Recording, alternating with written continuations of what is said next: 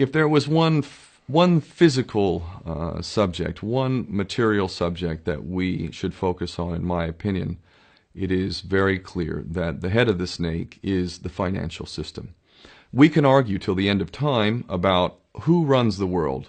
Is it the Jesuits? Is it the reptilians? Is it the Illuminati? Is it the Freemasons? We can go on and on and on and on about this.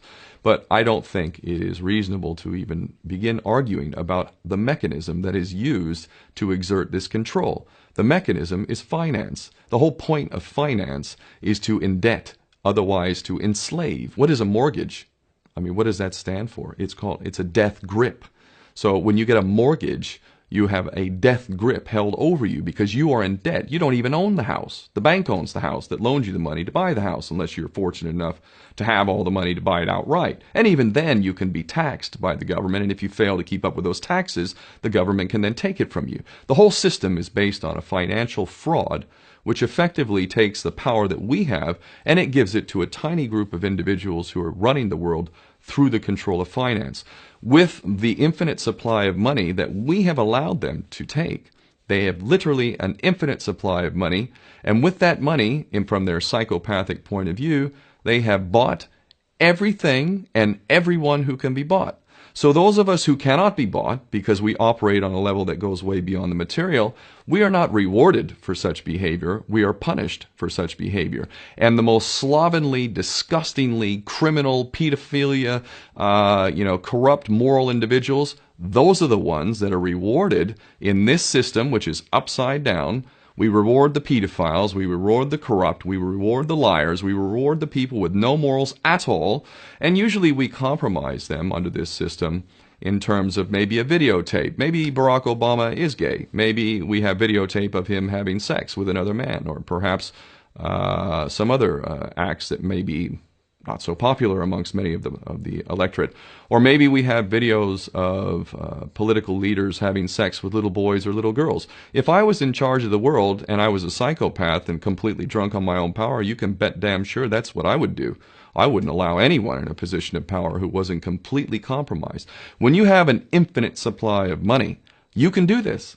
Take that supply of money away, take that power back, put it in the hands of the people, get rid of fractional reserve banking, which is an obscenity in itself.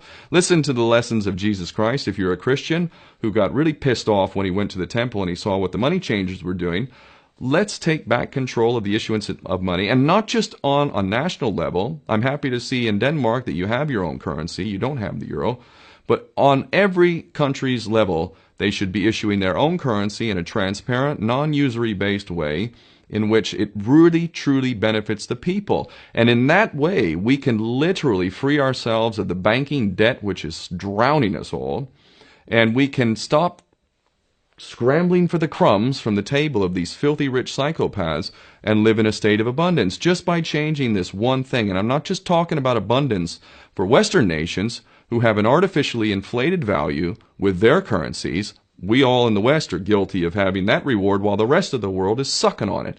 Every nation in the world can use a sensible financial policy to liberate themselves, to have world-class education, infrastructure. Everything that a healthy society would require can be had in the worst, most corrupt African country, in any part of the world. We can all have that if we simply change that one thing. John F. Kennedy did that about 6 months before he was taken out. He issued United States notes as opposed to Federal Reserve notes. I can assure you the powers that be knew the power of that act, and they took him right out. So the bottom line is, if we as people understand this very simple principle, just this one thing, change this one thing, we can solve every other problem you can name. I don't care what the problem is. I can bring it back to the financial system and an infinite supply of money for a bunch of psychopaths who are running the world, as opposed to an abundant supply of money for all of us. So in that sense, I'm very optimistic. This is not rocket science. I am not the smartest guy in the room. We can all understand this. And as soon as we do, we can exercise the same power that we had, but relinquished, and we can have a future for ourselves and our children. There's a lot to be optimistic about, quite frankly.